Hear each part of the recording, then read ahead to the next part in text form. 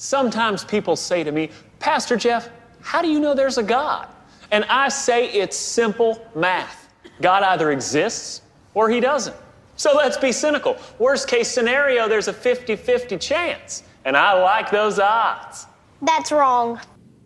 That's a clip from Young Sheldon, a TV show about a brainiac kid who likes to tell adults how stupid they are and how smart he is for following science and logic. You've confused possibilities with probabilities. According to your analogy, when I go home, I might find $1 million on my bed, or I might not. In what universe is that 50-50? Now, if you've listened to this show very much, you know that the science versus religion debate, non-debate, is an itch that I just can't resist scratching. And when I say, is Christianity worth saving, why is it necessary? I mean, it's really cool that if you travel to a foreign country and get really sick, that you have a network that you can tie into. That's awesome on a practical level. But on a spiritual level, if that is based on some things that are not true in the way that we normally think about things being true, have you kind of made some compromises there that may inhibit your spiritual growth? I struggled with that question. Why don't I study Sufism or pick up Zen Buddhism? That's Bryan Nasheed from the Badventist podcast. Bryan's a young guy in his early 20s who joined me today to rehash these questions about Christianity and about whether, regardless of whether or not it can hold up to the scrutiny of young Sheldon, it might still offer a language with which to access the very real, scientifically established realms of extended consciousness. The answer that I came up with was, because the Christian language that I grew up with is the most accessible language for me to interact with the spiritual. Stick around. My interview with Bryan and Anthony from the Bad Venice podcast is coming up on Skeptico.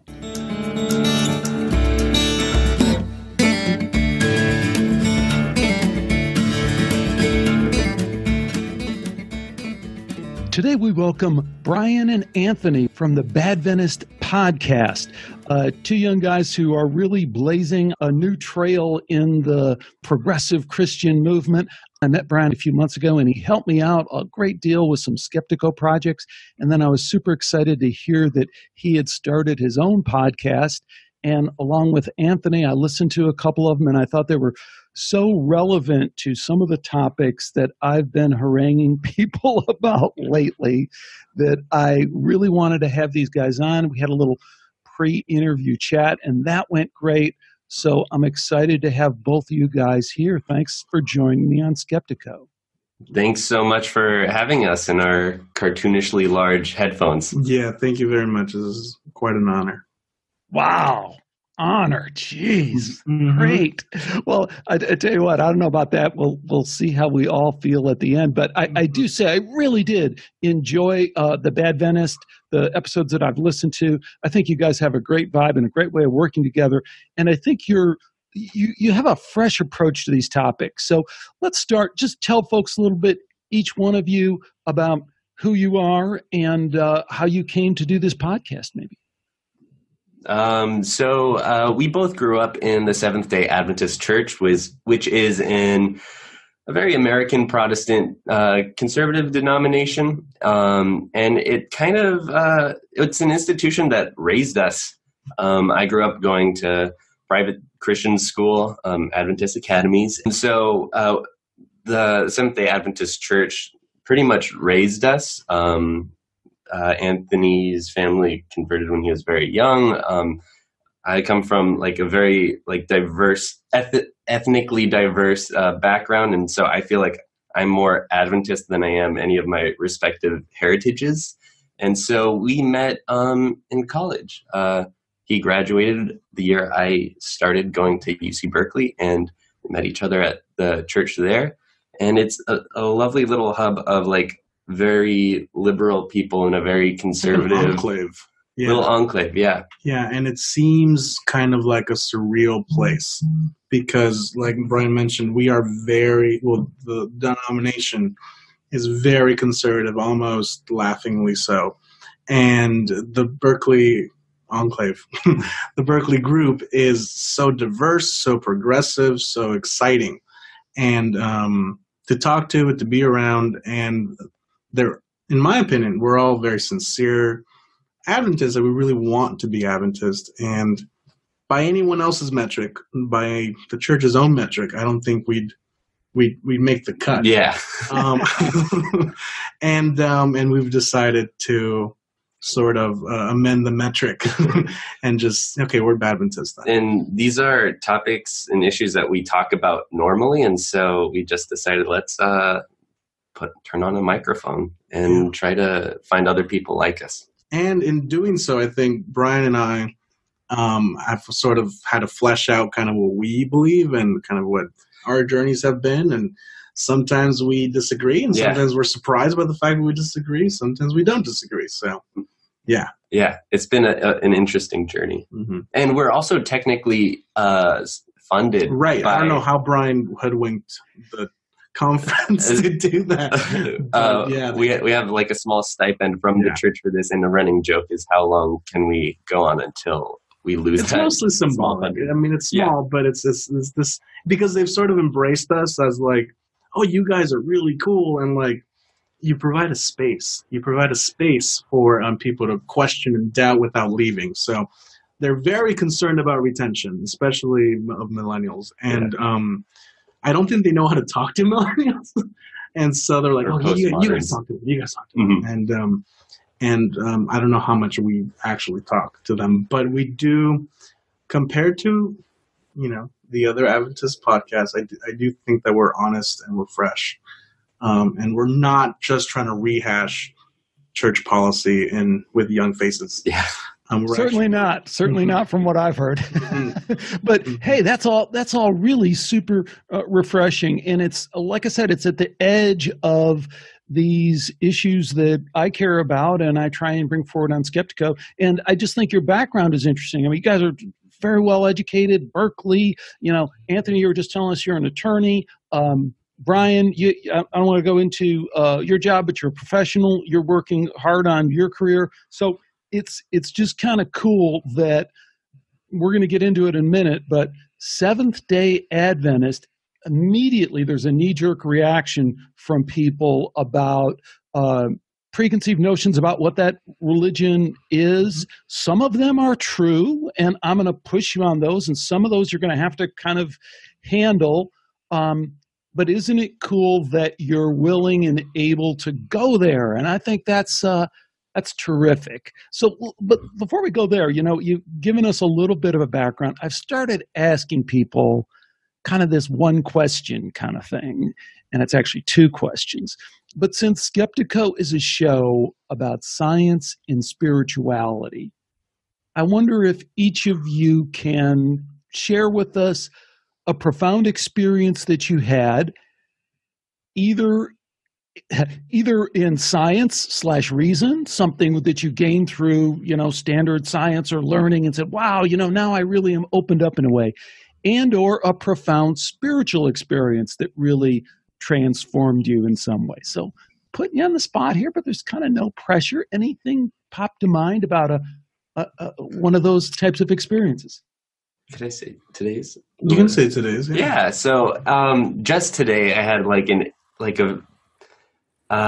I've been finding the language for it recently, thanks to Skeptico, thanks to Gordon White, thanks to Connor Habib.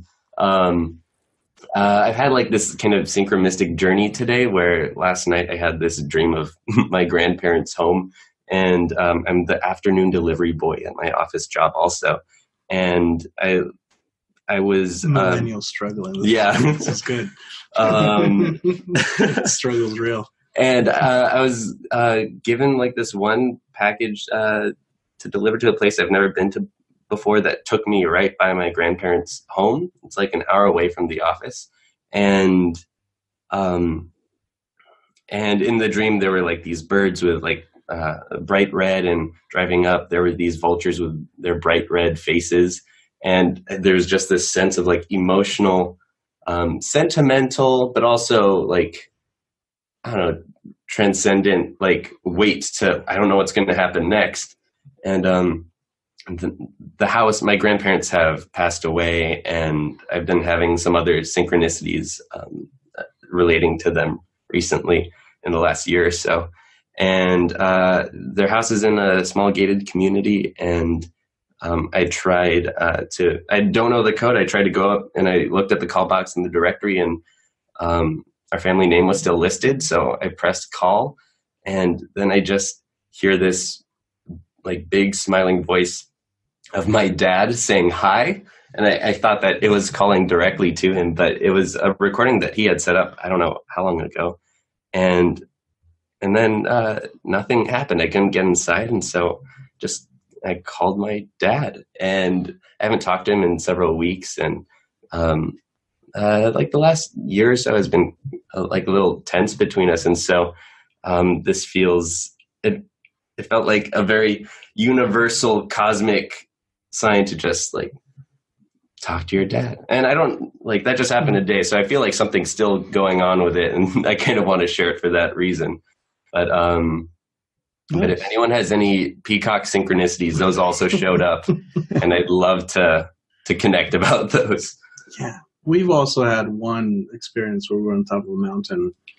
On a full moon. Right, on a full moon doing a ritual. And what I think was this huge an owl bird flew like straight in front of Anthony's owls face. Are my like sort of spirit. I don't know if you can see, but there's a bunch of owls in my office. Just a bunch of owls. That's kind of my like spirit animal. Yeah. So owls, peacocks. Yeah, and speak to you. And apart from like the kind of hormonal like praise music, like the moment where everyone lifts their hands in the air, which is very rare in the Adventist church. Yes. But I feel like a lot of I don't know, it feels like a lot of those spiritually impactful moments happen outside of your recognized religious worldview. Mm. And a lot of Adventists have experience with that too, where they talk about, oh, there was an angel, like someone helped them when their car broke down in the middle of the night and then they disappeared. And so it feels like there's a lot of experience with something happened that shouldn't have happened. On the edges, like on the edges, whispers. Outside of the edges. Yeah. And I guess one thing that I want to do with our podcast is to learn how to talk about those instances more, those mystical experiences. What about the other side of that? What about the scientific, rational, logical side that might have propelled you forward or shifted you in a way? Anything you can relate to there? Something that you learned that changed the way you view the world? I mean, no. I went to law school, so law school is just founded in, reason. I mean, it tells us it is, right, and it wants us to view the world strictly from that point. And on the best days, we get to do that, I guess. Mm-hmm. And that is helpful at different moments. Like at the beginning of college, I was struggling very much with like, there has to be some spiritual meaning to the world, and yet does it have to be this sexist, racist book that we've inherited from the last couple of millennia? Where I get that like deep resonance is when, this is very nerdy, I know, but when I listen to or I read like a groundbreaking case, like RBG when she was like in front of the 10th Circuit. This is very arcane, but it's the basis of the new movie about her, and she uses the same logic and reason that put her and her gender in oppression, and she uses that to sort of wiggle her way out and break. Now, who is this? Ruth Bader Ginsburg. When before she became a Supreme Court justice, she was arguing a case in front of the 10th Circuit, and that became precedent. And how when the system works, and it's very slow and it's very rare. But you see her doing it, and it's like, wow, that's insane. And that at our best is what we're supposed to do. Yeah, wiggle out or have a UFO experience that just takes you out of it all. But in regards to like science and I don't know, the rational, on our journey, Sam Harris and Jordan Peterson has helped us get us out of a couple of We're going to get slumps. disqualified now. And then, these are stepping stones that you move past eventually. Yesterday, 2 high school students got disqualified for using Jordan Peterson as a I saw that somewhere. Now we're glad we're past it. But, there were lessons to be learned that, they helped us in a couple of slumps. Sure. Nice. One of the goals of this show is to kind of traverse that path that I think so many of us not only follow, but flip back and forth to, and that's the rational, logical, help me make this make sense. I'm a smart person. I can think through this. And the supernatural, which so many people are afraid to go there, but we can't explain our transformative spiritual experiences in the rational. That's at least my conclusion. That's my rational conclusion about the irrational. So I love that we've kind of traversed that territory a little bit.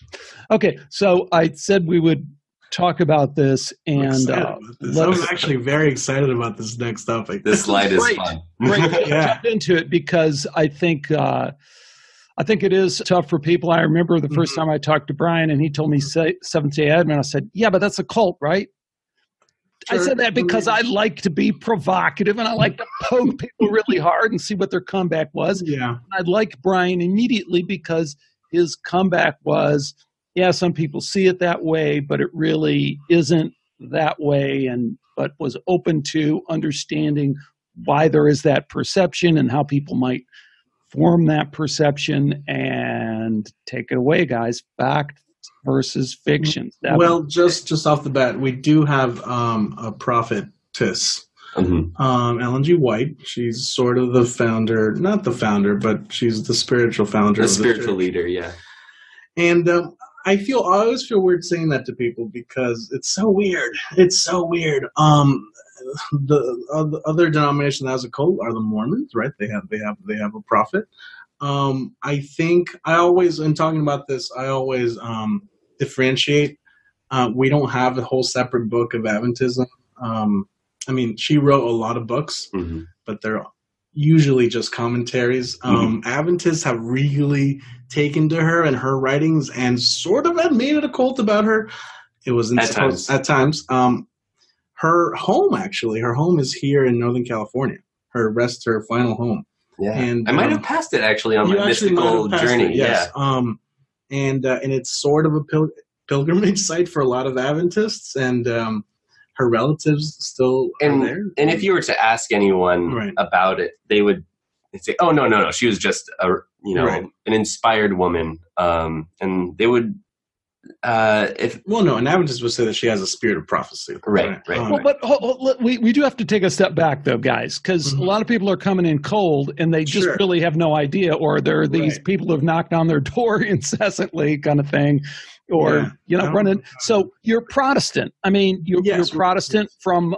So you're kind of recognized Christians. First of all, you're not kind of outsiders or anything like that, and you come from a kind of conservative bent, and you said there was this kind of prophecy upstate New York, mid 1800s. Everyone's kind of this spirituality is kind of churning out all these magnificent thoughts and spiritual traditions, and one of them that emerges is you all at the Seventh Day, and it's kind of has a little bit of an apocalyptic feel to it, which Christianity. All these are threads in Christianity. I'm not like pulling you guys out and saying, you can find that. Particularly apocalyptic overtones, though. Yeah. So then pick it up from there. What other kind of big picture things would people? So it's funny that you like cult. So obviously we'll reject the whole cult thing, but we are very proud of the fact that we're peculiar, right? So because we don't go to church on the same day as people do. That's why it's in the name, Seventh-day Adventist. We usually go to church on Saturdays. The Sabbath starts on Friday night, like in a Jewish family. We have Friday night Sabbath, and it ends on Sabbath on Saturday's sundown. So it's It's an old school biblical Sabbath, Friday night to Saturday night. And I think something that would be very familiar to, let's say, a Jewish person. There's a particular sincerity in Adventists wanting to get it right according to the Bible. And you can see it in the early roots. Like they really wanted to get, in that case, they wanted to get the second coming right. And there was charts. And there's a prediction of Jesus coming in 1844. And then, breaking news. It didn't happen in 1844. And that is the start of the Adventist Church, and it's called the Great Disappointment. Right? And October 22nd, 1884. Put it in the calendar. Every Adventist knows this. It really did. It's really sad that we do. It's really fun. It's fun. But that's where it starts. It starts with this realization that God didn't come. Okay, then something must have happened that day. And so then there's an explanation of what happened, and then a Protestant Christian denomination sort of forms out of that group of people who are adamant that something very important happened on October 22nd, and they can prove it to you by charts and Daniel and Revelation. And I don't think a whole lot of Adventists nowadays would hold to that. Well, some would. I think everyone knows that happened, but it doesn't really affect them. And so how do you guys play around with that? You're kind of lighthearted, and you seem to have this kind of comfort about talking about some of these things that a lot of people because you've experienced it your whole life, kind of snicker and laugh at, and you guys have a really good attitude about it. But there has to be another kind of sense of going on there. I mean, you guys also have a literalist interpretation of creation. 6 days, guys, 6 days, it all happened. That, I mean, some of this stuff, right out of Bill Maher, religiosity documentaries, I'm sure that he could go find some Adventist church fathers who would just spew this stuff and look totally ridiculous to 90% of people. How do you balance that? How do you kind of keep those two? I think that, even though that's been the tradition for the last 200 years, there's a sense of people okay, not 6 days, let's be open to science and evolution. To our audience, talking about the validity of evolution is groundbreaking for them. It's triggering. It's triggering. And for you, audience, talking about the inconsistencies of evolution might be the groundbreaking. But for us to bring people to that, but just as quick aside into Anthony's childhood, as a kid, my dad bought me this evangelical, I don't know if he bought or someone gave it to him. There were the recordings of this man who was an apologist for creationism, and his name was Kent Hovind. This is probably familiar. You're shaking your head. He's also in prison right now. He's in prison right now for evading taxes because he thinks that the government he's one of these admiralty law people where he doesn't think the government, has, whatever. He now is crazy. But I grew up I watched those on repeat. And that was my sort of okay, look, evolution.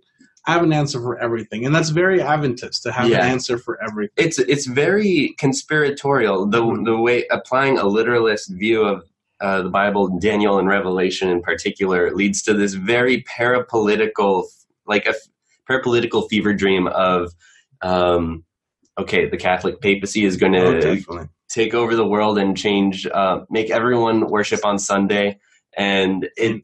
And it's not if, it's when it happens. And so it feels that our generation is okay, that's a little paranoid, that's a little wild. And we're slowly opening up to other things, but there's this tension of how much do you open and how much do you lose with that? Yeah, I feel our generation is we're going to put those things on hold. The mark of the beast and the Sunday law, and they sound a little crazy. We'll believe them. Sure. Let's put them on hold though. And how do we solve problems can women be ordained pastors? Or are gay people, people? And I feel that's where our addition to the conversation has been noticed as of late, right? Because, okay, can you get there from here? Anthony, you mentioned a minute ago that you had listened to my dialogue on Skeptico, Is Christianity Worth Saving? Is the Seventh-day Adventist Church worth saving? Can you get there from here? Are you, in your attempt to kind of bring people along, maybe compromising too much in terms of the core issues? So here's what's interesting when you ask it in terms of the Seventh-day Adventist Church. I think, yes, it is worth saving. But the Seventh-day Adventist Church as an institution is going to fight that change tooth and nail, probably into its own extinction. And that's where things, from my point of view, get really interesting.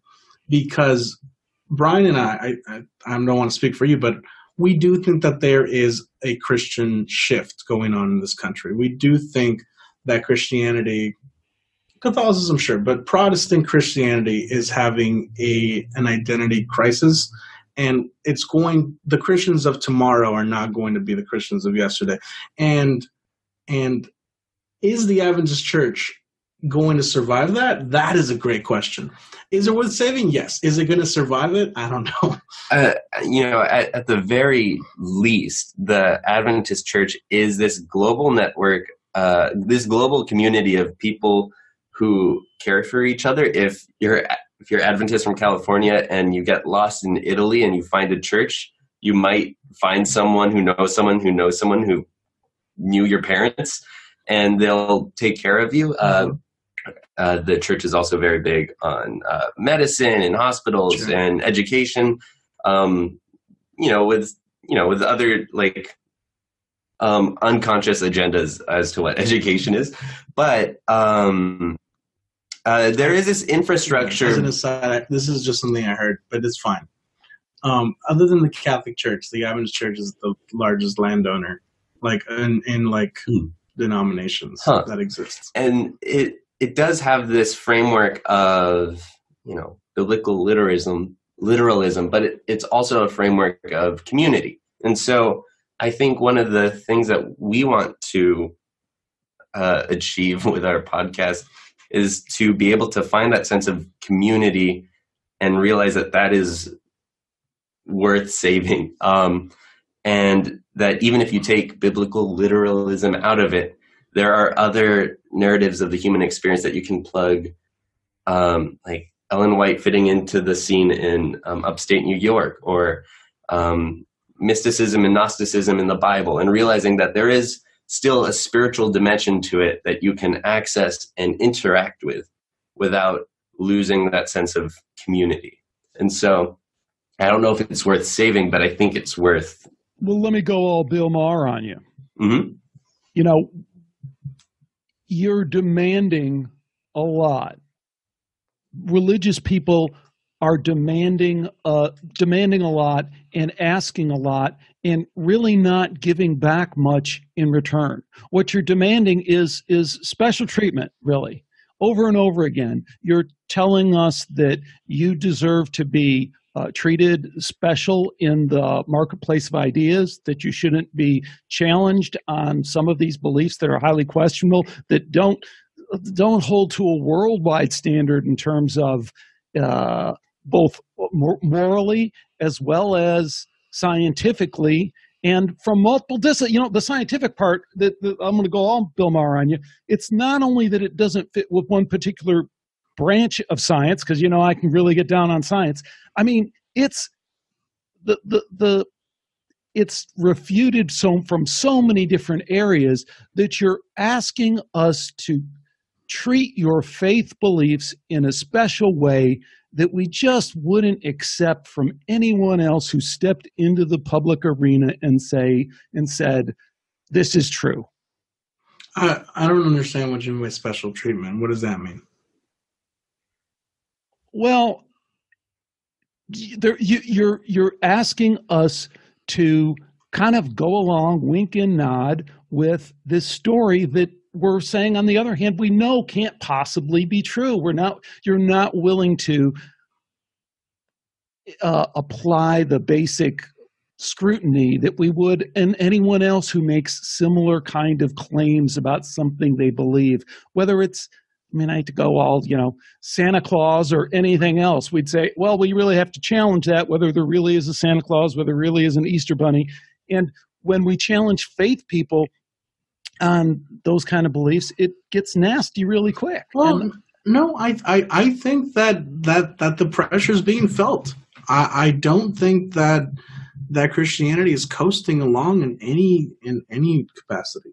That's why it's at a breaking point, I think, because of that pressure. Now, is it persecution? No, it's not. Okay, everyone calm down. The Adventists are very good at highlighting, Adventists are being persecuted. No, we're not. At least not in America. Yeah. But I think that the pressure is building. I think maybe that was true a few years ago. Maybe the Christian supremacy was unchallenged for a long time. I think to characterize it as going unchallenged now, look around. Churches are losing membership left and right. Maybe you guys are winning, There's an interesting tension. At Loma Linda University, we have a friend who's studying medicine there, which is an Adventist institution. And this is just an illustration, but in a lecture about sexuality, they're told about a study that said the suicide of risks for transgender people goes down from 20% to 0.05% after operation. And I was blown away when my friend just casually mentioned that, because this is something that's being taught inside the austere institution of medicine, but you'll never hear that from a pulpit. And so I feel that is an interesting illustration of this interior struggle. And in very real ways, not only are outsiders, as you would characterize them, maybe putting the pressure on institutions of faith, but I think now insiders are saying, hey, I am not comfortable with my institution doing harm to people. This statistic right here that Bryan mentioned is one of them, right? I don't want those beliefs to be part of what I call my faith, And so I think now more than ever, you're seeing members even now saying, hey, maybe we shouldn't have sexist beliefs. Maybe we shouldn't have transphobic, homophobic beliefs. And you're seeing you're not only seeing this in our church, you're seeing this in the Methodist Church, you're seeing this in the United Church of Christ. They're having conferences where they are voting on, hey, are we going to be accepting and affirming? And some people within those denominations don't want to be, and at least in the Methodists, for example, they're going to have a conference this spring, and they might split. There might be two branches of the Methodist Church, and so this struggle is getting, if anything, it's intensifying, and it's going internally. I think this is a roundabout way of agreeing with you that institutions of faith do need this pressure, not so much nailing to the 95 theses to the door, but it's being felt on the inside, and I think it's making plenty of people think, and it's overdue, but I think it's worth pushing for it, and that's why we have a podcast at the moment trying to do that. No, and it's great that you do. And I really think I took things in the wrong direction there, because number one, to me, it's not about the institutions, and it never has been about the institutions. And the more we talk about the institutions, the religious institutions, the further we get away from the real question of spirituality. Exactly. And how we experience spirituality. And people who are interested in that experience, whose lives are driven by understanding and further expanding that experience, like my life is, I think often are bewildered by all this talk about institutions that just seem to over and over again get in the way of people having these experiences. So let me rewind a little bit. And when I say, is Christianity worth saving? I think the way I originally intended it in that show, and I hope the way that it came out, is that why is it necessary? I mean, it's really cool that if you travel to a foreign country and get really sick, that you have a network, that you can kind of tie into.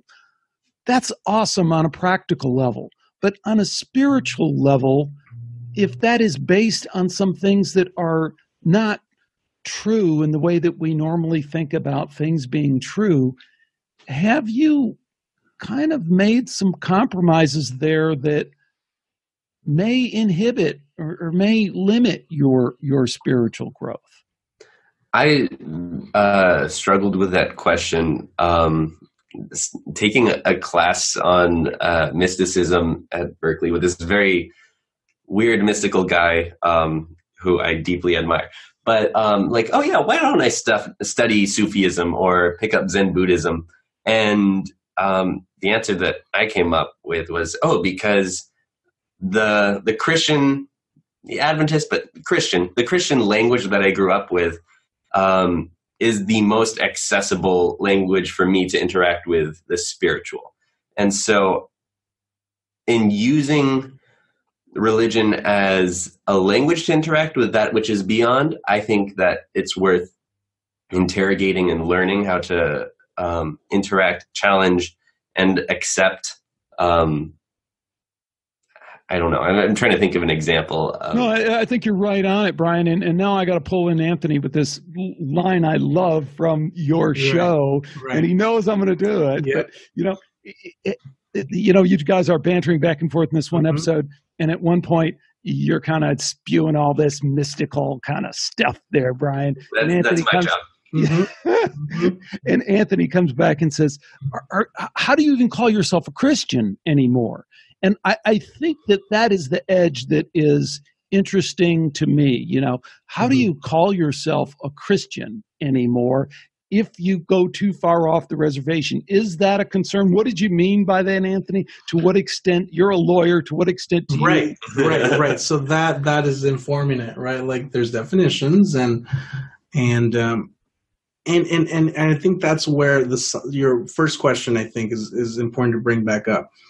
Science, a deep, profound experience based in reason, and then a deep, profound experience based in spirituality, and that's the trick, right? How do you mesh, your physical life, your day-to-day life, with this higher, plane that we believe exists. And where do those two worlds touch? And for a lot of people, myself included, the avenue from where those two worlds touch is the person of Jesus, right? Mm-hmm. That is how my physical being is connected to something beyond myself. Look at that. and for millions of people, and I'm not saying, that because of this one thing, Christianity gets a free pass forever. But for millions of people, this story of Jesus and this person of Jesus and this idea has been the path to this metaphysical experience. And for a lot of people, it's been the only path. It's been the only way they've been connected to something beyond, and the way I think that the story of Christianity should preserve, is because it holds in it this idea of redemption. And I feel that is something missing from any of the other maybe coherent ways of looking at the world. I look at other philosophies of being, and I don't see a rationale for redemption. I don't see a rationale for justice. I don't see a rationale for striving to be better, even though maybe we won't be. But really, hold on, I got to jump in there, because I hear Christians say stuff like that. all the time, and I just don't find it to be at all true. I mean, I find it in so many different wisdom traditions that I just kind of stumble across, and don't ask me to kind of quote chapter and verse right here, but I mean, isn't that just common themes throughout not only great spiritual traditions, but great literature, is this whole idea of redemption? Well, yeah. So why do Christians want to grab that and say, we're somehow unique? No, I got this from Mark Booth too. I get this from all these people. I think there's something, you're right, I think there's something universal and very, very human about it. I think what Bryan was trying to say, and what I think I'm going to kind of latch onto, is that Christianity is the best articulation of that. And not that it's not available, elsewhere. Mm-hmm. But this idea that man needs to be redeemed, and I know that Christians don't own that concept, mm-hmm. but that I feel I think because of the fact that it exists in other cultures shows just how innate that is inside of us, this idea to look beyond. And yes, Christianity, the institution, has never done it right, probably. But the person of Jesus, I think, if you look at the example, I think the person of Jesus has a lesson for every person on the planet, even if they heard of him or not. Mm-hmm. And I think a person could have lived with this connected, to a higher power, had that experience without ever hearing about Jesus. But when they did feel that, they experienced not Jesus, but they experienced the essence of it. I feel actually, I don't have an articulated answer that I thought I did. Yeah, neither did I. But I feel, and I'm not putting my meaning or faith in the primacy of the Jesus story, but as far as a story of redemption, the Jesus narrative has a primacy for my lived experience. That is the story that I grew up with and, imaginally experienced being read and shown these pictures as a child. And so I find the value in, I find the weight of it to be very subjective and personal. And that's all I'm capable of putting my, my spiritual experience on. Just that it is mine and this is my foot in the door. I think that's pretty cool, buddy. I mean, you nailed one there. I mean, the primacy of your personal experience versus the primacy of the historical Jesus. Because you guys have heard enough of these shows, and I kind of rail on the historical Jesus because, and I know we've kind of danced around that, and I don't want to dive into that too far because it really requires a lot of painstaking work, but it does come down to that at some point. It does come down to it matters. And I think that it also matters side by side with that is the social engineering aspect of Christianity. And as I've told you on this show, that I think we can trace that all the way back. But even if you don't want to go all the way back, you can sure see it all over in our culture, in our lives, in your young lives, in my old life.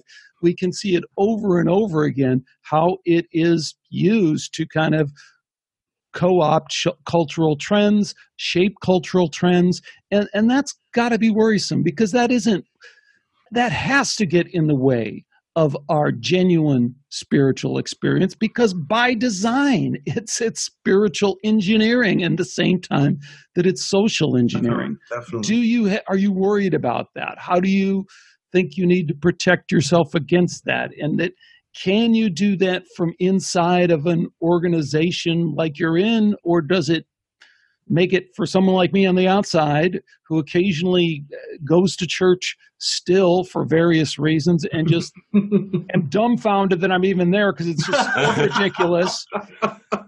But I just can't imagine. I usually walk out. I just can't. I read. It's just so insane. And you know why? Because it's the classic old thing. They say 2, 3 things that you totally agree with about community, about I love the stuff we're doing to help people, about love your neighbor, all the rest of this. And then they slip one in that's totally off the frickin' wall, about Jesus this. And, it's just like insane stuff, So does it make it harder to resist the spiritual social engineering from inside of a tradition like yours? That's a paranoia of mine, that, the fact that the Bible has like beautiful literature and a lot of entangled meanings, but at the same time as great dense literature and mythology as it is, it was ministered throughout the world through very loving and intentional people, but also by the sword and by the gun. And so I think a fun tension that that helps me get through that is that Christianity itself started as this very anti-imperial movement towards spirituality. Maybe, but yeah. Well, there are like Gnostic anti-imperial movements that are interwoven inside. So to know that some of that is there, that can be the ethos with which I try to navigate the world, my spirituality, and those of others around me.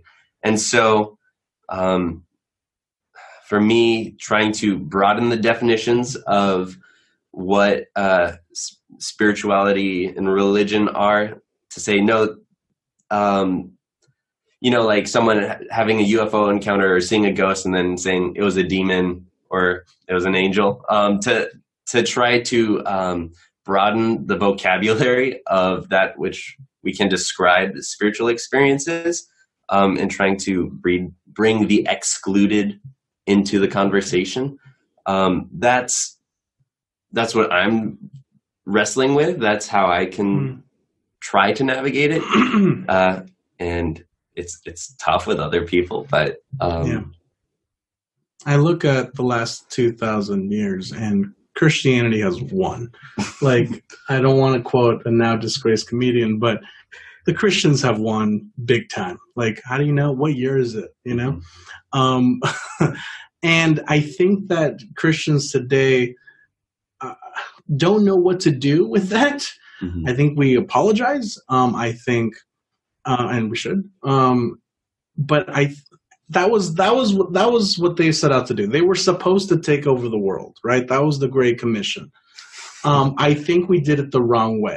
But no, hold on, Anthony, because, I don't want to go too far down that path, because I feel a need to kind of jump in there and say, no, it was a social engineering project from the beginning. Well, where that really shows up is with Constantine at 400. So we can go back to say you're right, and that's my point. But I don't think it's by being a social engineering project. That's why it's on every single continent now, including Antarctica, probably. I don't think so. I mean, just a slight twist on that. My read of it is, it was expedient at the time. It was like, shit, why not? If we can control everybody with this thing, and we don't have to go to war, and we don't have to do it with the sword. It was a one-time thing. They weren't thinking that they're going to keep winning, like win and win and win. And it just became a tool that later generations picked up and said, hey, let's go back. It's our go-to. And then this is my read of that history. And all along, there were people who were having these genuine spiritual experiences who were saying, hold on, there's something really here. It's funny, but I think there's a lot of parallels with the psychedelic movement that we've talked about on this show, where, you introduce this substance and it's the evil CIA PSYOP guys who are saying, hey, man, maybe we can mind control everybody and maybe we can use it as a truth serum. And meanwhile, these people are going, you don't know what you have here. This is my God experience, and they don't know how to do that. So I think that is a theme that we see over and over and over again, which is that the control group, they're using it for very sinister kind of, but materialistic kind of means. And there's these other people who are having these spiritual experiences. Yeah, I think there's always going to be that tension between, all right, this is how we're going to take over the world, and wait a minute, no, this is supposed to be a religion and a philosophy of love. And I think the story of Christianity is a battle between those two groups. And maybe it's still going on today.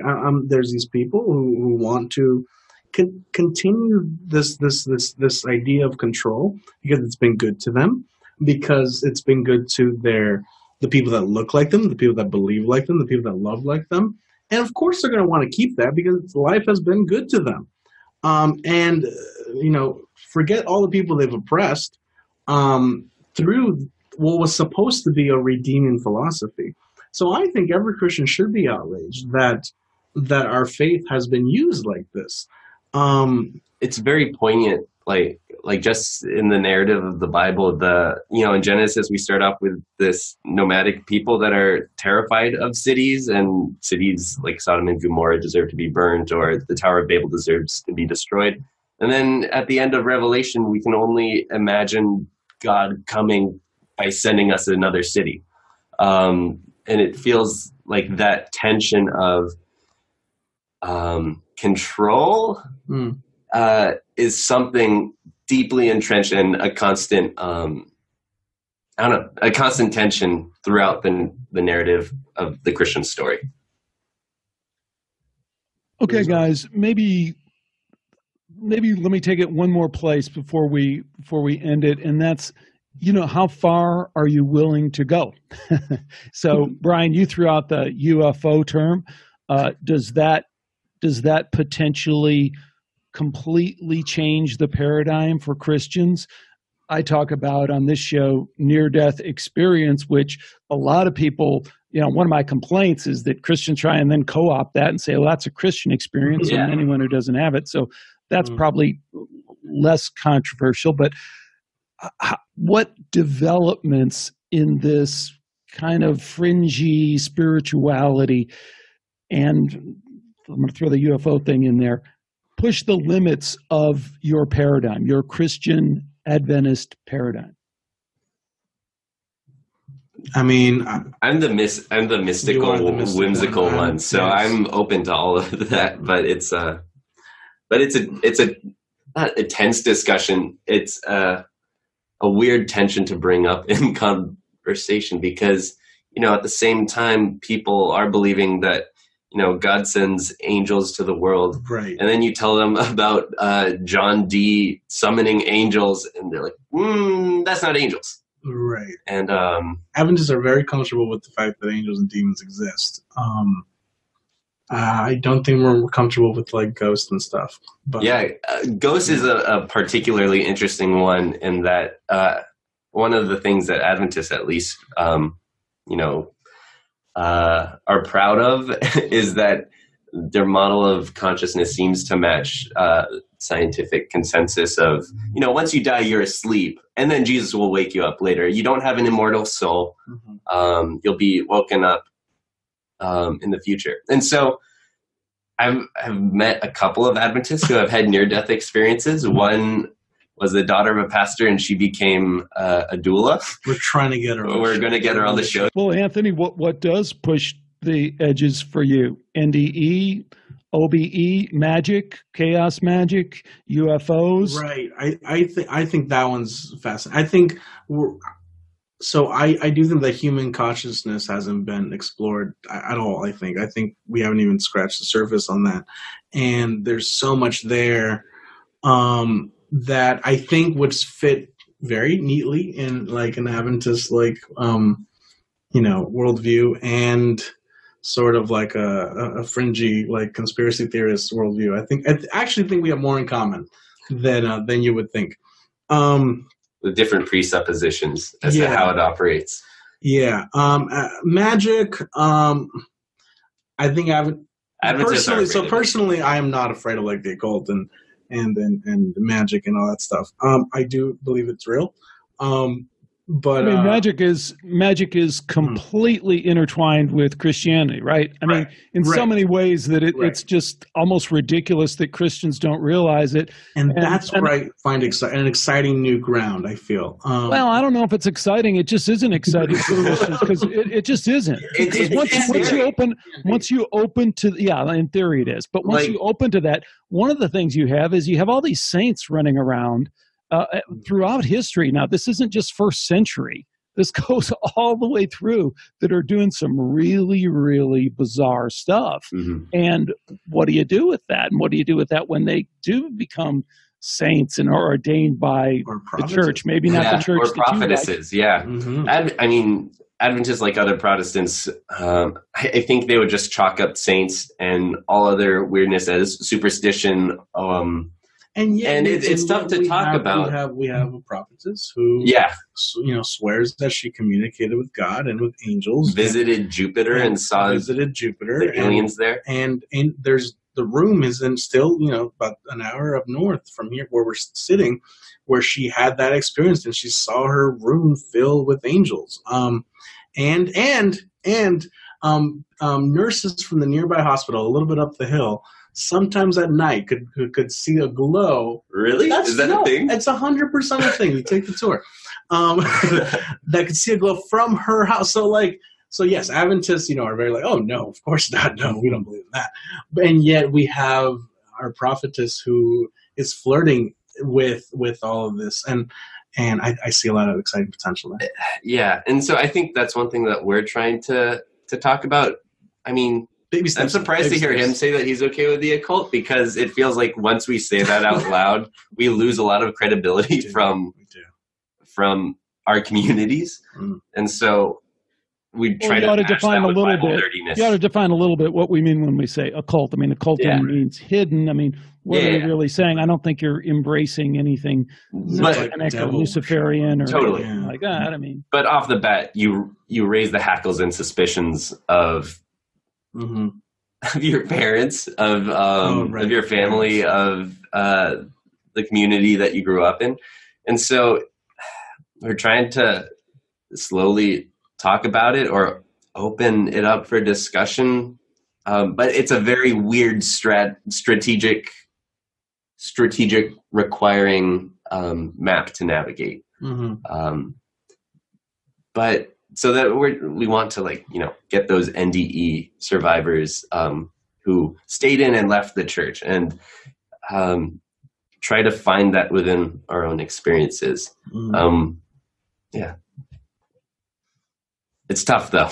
No, I think for a long time, reflections of our own spirituality or of other people's spirituality have been filtered through, the machine, and have been, fed to us every Sabbath, as cookie cutter testimonies, right, of how they already bolster what the church already teaches. And I think set free from that, and if people are allowed to experience their spirituality the way they see fit for their lives, right, and that includes loving who they want and worshiping in the way they want, and if we just could convince, in my ideal world, we convince the Adventist church to take a little bit more hands-off approach on people's, getting inside people's spirituality, because you'd be surprised the level of engineering that goes into an Adventist church service, because everything is choreographed, There's been huge splits on whether to have drums in church, right? It's just very silly things. The bar is pretty low. Yeah. For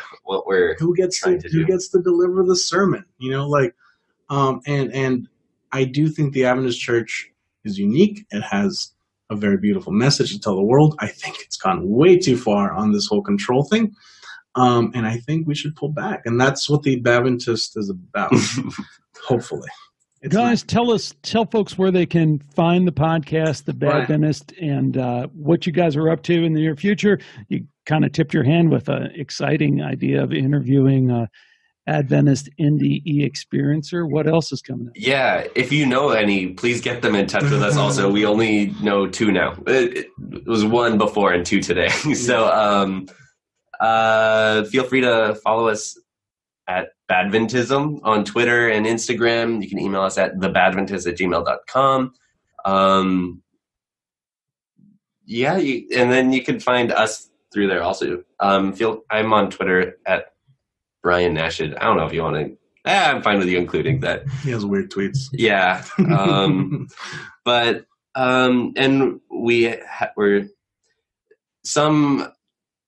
the Adventist Church is trying to talk about sexuality in a more open and inviting way.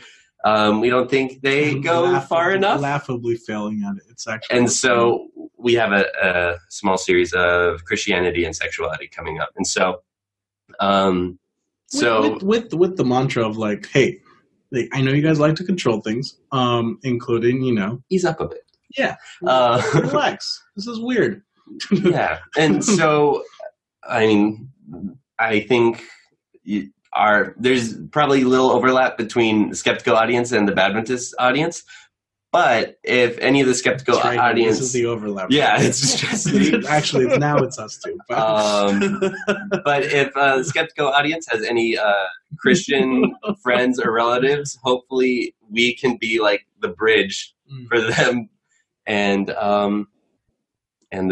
you'd be surprised how I've listened to like a number of Alex's podcasts. My dad would love your podcast. No, really. Oh my! Like it's very much in his like vein of thinking. Hopefully, you get a bunch of Adventist listeners after this. We'll see. Let us know if that happens. I will let the world know.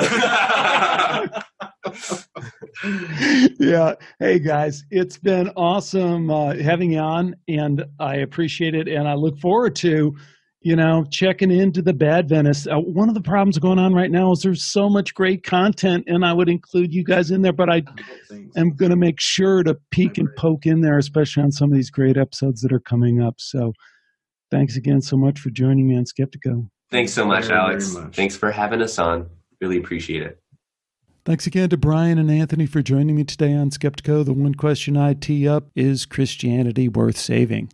Can we really brush aside all the tradition, all the history that's woven into the fabric of our country here in the U.S., into Western culture? Can we really brush all that aside merely because much of it is a social engineering control psyop? I mean, what if the best parts aren't that?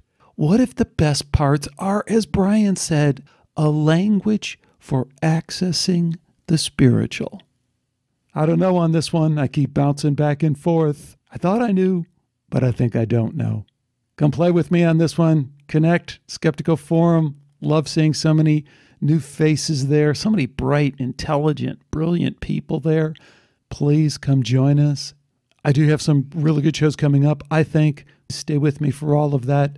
Please tell someone who needs to know about this show to tune in. Show them how to download it. Show them how to listen to it. Show them how to use Spotify. But that's going to do it for this episode of Skeptico. Do take care, and until next time, bye for now.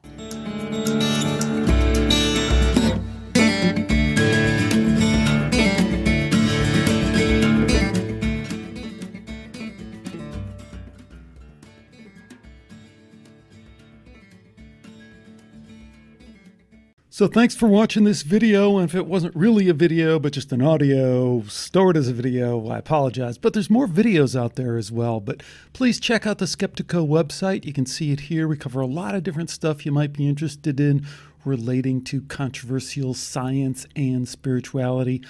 A lot of shows up there, over 350 of them or so, all free, all available for download. So do check it out.